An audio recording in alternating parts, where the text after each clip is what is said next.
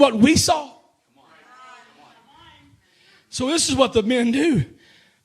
They said, well, evidently our first negative report didn't work. We're going to try it again. Because if at first your negativity don't work, you just try again, right?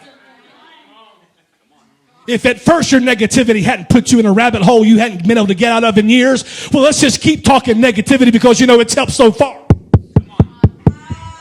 And so they say, well, the men that went up with him said, we be not able to go up against the people, for they are stronger than we, Caleb. And they brought up an evil report of the land which they had searched unto. The children of Israel saying, the land through which we have gone to search it is a land that eateth up the inhabitants thereof. It just devours anybody that walks through. And all the people that we saw there, they were men of great stature. They were all, we saw all men of great stature. Oh my God, everybody, all the people, everybody, they're all giants. They're all going to kill us.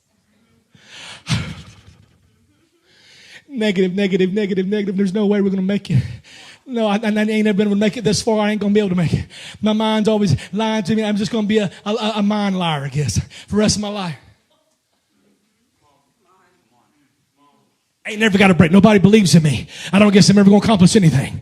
I ain't never done nothing anybody's been proud about. I ain't never done nothing anybody's wrote a story about. Ain't no movie been made after me, no autobiography written about me, no bibliography, no nothing. There ain't no ography. I have no ography in my life. I have zero ography in my life, and I'm sick of it.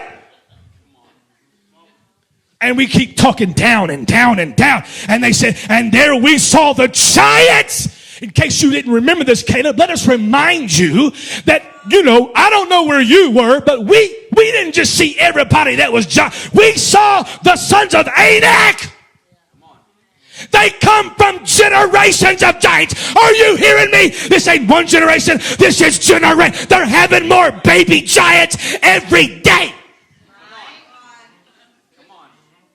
Giants beget giants. And you know what? Grasshoppers beget grasshoppers. Are you hearing me right now? I said giants may beget giants, but grasshoppers beget grasshoppers. If you live your life a grasshopper, that's all you're ever going to have. You'll give birth to more grasshoppers, and then you'll have baby grandbaby grasshoppers, and you'll have great grandbaby grasshoppers, and you'll have nothing but a generation of grasshoppers that don't believe they can do anything but hop.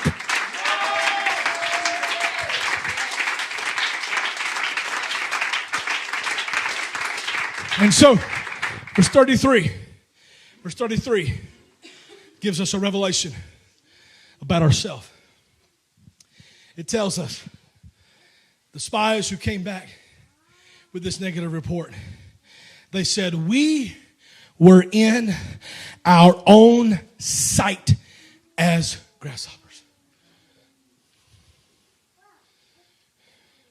When we looked at what we had to do, compared to who we were. When we looked at what we should be compared to what we had convinced ourselves we were. We looked like grasshoppers. And not only to us, we were also grasshoppers in their sight. Who told them that? Who told them that? Where did they get that from? Where did it come from? I'll tell you where it came from. It came from a long line of grasshoppers that had been passing down from generation to generation. Look, you're only going to be able to do so much. And after that, you're just not that special. We don't have the right last name. We don't have the right city. We don't pass to the right group of people. We don't have the right color. We don't have the right band. We don't have the right singers. We don't have the right pastor. There's just some things we're not going to be able to accomplish because we don't have what they have. And you know what you're going to have to do, little grasshopper? You're just going to have to go ahead and determine in your mind that all you're going to be able to do is what you're going to be able to do. That's all you're going to be able to do. If God calls you to greatness, you will never be great. You might be good, but you'll never be great. If God calls you to do ministry, you'll probably never do ministry, but you might be able to do maintenance. If God calls you to pour out to the Holy Ghost right now, if God calls you to preach, you may not be able to preach, but at least you can, pay your tithe and your offerings. I'm here to preach to some grasshoppers today. I am sick and tired of that mentality trying to keep us down and hold us back and hold us hostage. I don't care how many giants there are.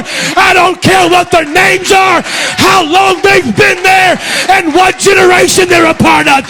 If God has given us that land, there's not a giant, his daddy or his great-granddaddy, that can stop us when we begin to see ourselves like God sees us.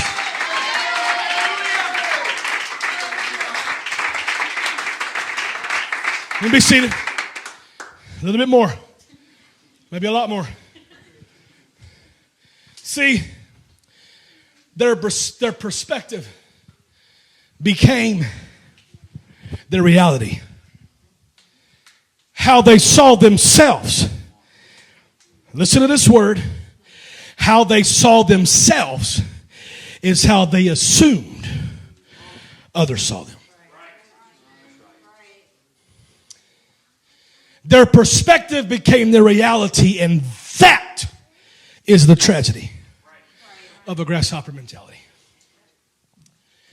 Joshua and Caleb did their best to change the people's thinking, but it was too late.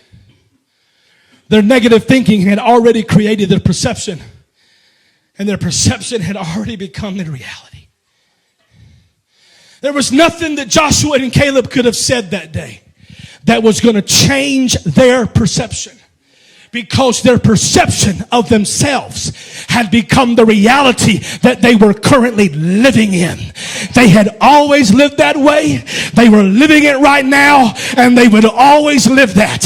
But I'm here to preach today against that mentality that says, I cannot do it. I'll never accomplish anything. I can't go beyond where I've always been. I don't care who your mama is. I don't care who your daddy is. I don't care who your grandpa is.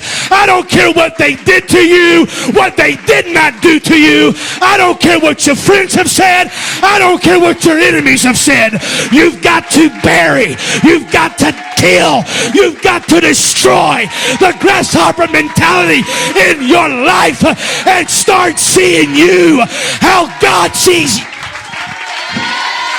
You gotta start seeing you how God sees you.